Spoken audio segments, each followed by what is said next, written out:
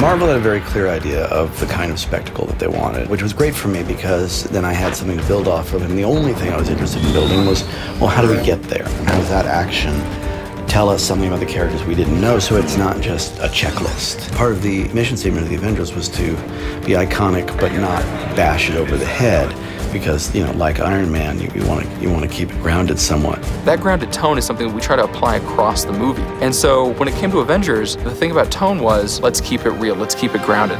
Let's see what would happen if we put all these people together and this situation really occurred. And I think that's why the opening sequence, this big research facility exploding, I think it's really important that we see it really collapse and that it has a real world implication, and that really Fury's shaken to the core by it. Coulson, get back to base. This is a level 7.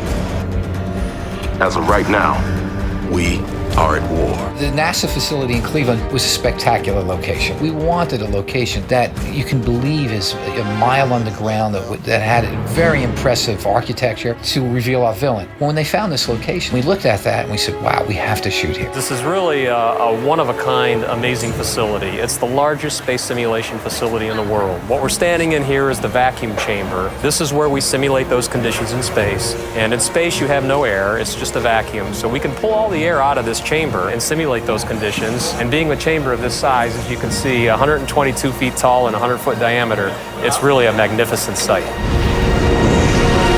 Something like this isn't really something you can build. It gives the movie great scope.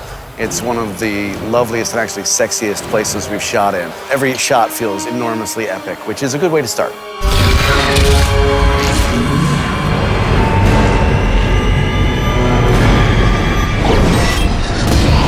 The technology of S.H.I.E.L.D., which up to this point has been a few nifty gadgets, but mainly a lot of sedans and futuristic-looking cars and things like that. Well, in this movie, we introduce what comic fans always sort of thought might be just out of frame or just above the clouds in some of the other films, the helicarrier.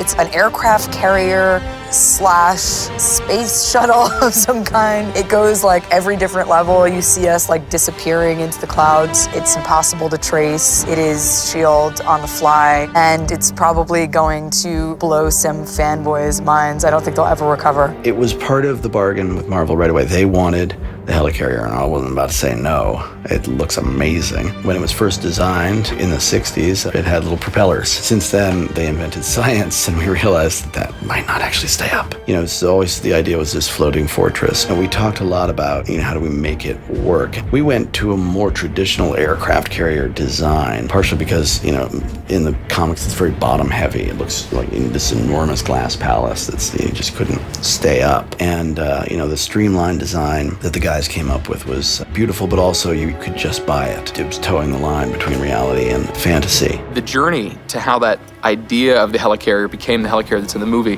has been really interesting. It was kind of late in the process of the story development where we said, you know what, we should see the helicarrier take off out of the water. We shot it on a parking lot in Albuquerque for all the scenes that has Mark Ruffalo and Scarlett and Chris. Pretty much that's all that is real. There's a few people walking around, there's a couple of trucks, there's I think 1 or 2 planes are real, but everything else is completely digital. It was designed so that the reflection and the refractions that we were getting was big enough to give us some bounds so that we could actually recreate it and feel that you were in a takeoff area of some sort of carrier in the water, but nobody really knows until it takes off that it's actually a flying ship. You need the audience to experience it with Steve and Bruce, who really are, more than anybody else on the team, audience identification figures. To experience with them both the magnificence and the absurdity of this thing is taking off or flying. And that sequence became actually a very important part of the emotional journey of the thing. That is beautiful imagery. That is actually beautiful imagery. It really is. When Captain America and Bruce Banner walk onto the helicarrier for the first time, you can see it in their eyes. They're impressed. I mean, everyone who walked onto the set was impressed. So you bring them on the set for the first time, it is truly a wonder. I'm really looking forward to all aspects of shooting in here. It's such a beautiful place to explore photographically. All sorts of lovely foreground detail that James Chinland, the designer, has given us. So, I mean, it's a whole panoply of angles. I mean, I'm in options paralysis where we're like going, my God, every angle is a good one. Just going, you know, my relationship to Jeremy to sort of hold that relationship. When the action really ramps up and we can really start working with dynamic camera moves in here, which will allow us to track over and around all these consoles and create a sense of movement and dynamism. Pretty awesome set to have my own place of power where I actually control the ship, control everything that happens on it. It's a pretty great feeling. It gives you a sense of power and the sense of urgency and busyness that a big ship like that would have. The fact that we could get all the superheroes together and come there is pretty impressive in itself. We get into a situation like this again, what happens then? They'll come back. I write for visual moments, particularly something like this. When these guys create something where you see the team together, or you see someone in the environment, or you see the actor doing the action, everybody on board suddenly is seeing either what I saw or what I'm really glad they saw. You see any of these things realized, and you go, oh, it looks awesome. I think it's the grounded nature with which Joss has infused this film that is, in my mind, a throwback to what people loved in Iron Man. Joss was just dedicated to seeing that through. In the end, I think when the film goer sees the final product, they appreciate it just as much as we do. That's what makes it ultimately much more rewarding. Filthy, filthy. Fine. Suits me. Fly safe.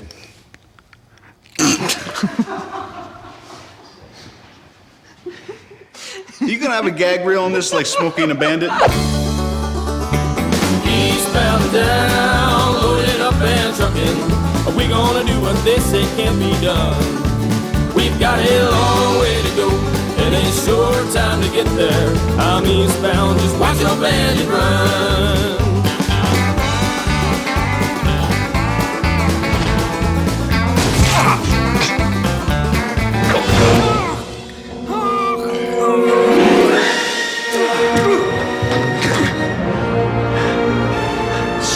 Do it again.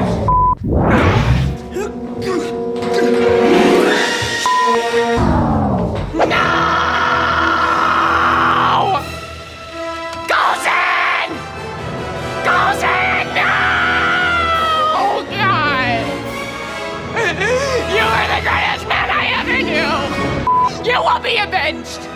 You will be avenged! I will get the Avengers, and you will be avenged, Coulson!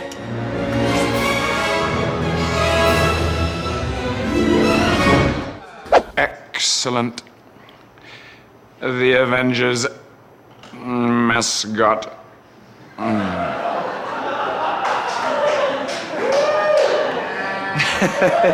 We need a plan of attack!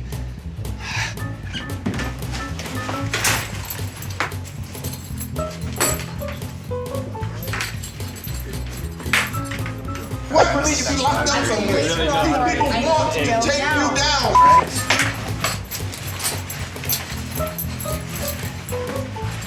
I'm trying to help you. Wait, right over here? No, a little bit more this way. Okay, ready?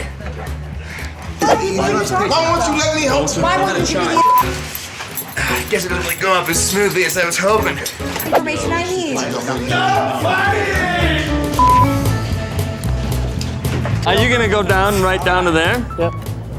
Are you crazy? What? What? I said for what, mother? Director. I feel like I'm talking to Captain Kirk or something. Captain, the log. What's the log? What's Star Trek? Is this Star Trek? No tension, no surprises. No tension, no surprises. Ow! Promise a stress-free environment, no tension, no surprises. Ow! Hey! Nothing? Whoa, wait a second. We have to reset a prop. Oh, careful, actor on the set. Sorry. I got it, don't worry. It's okay, it's coming. I'm not in.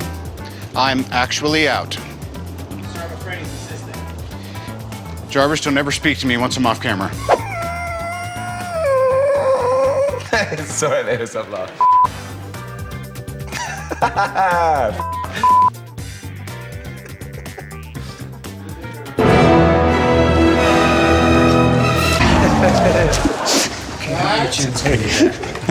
I had to put one on there for the gag.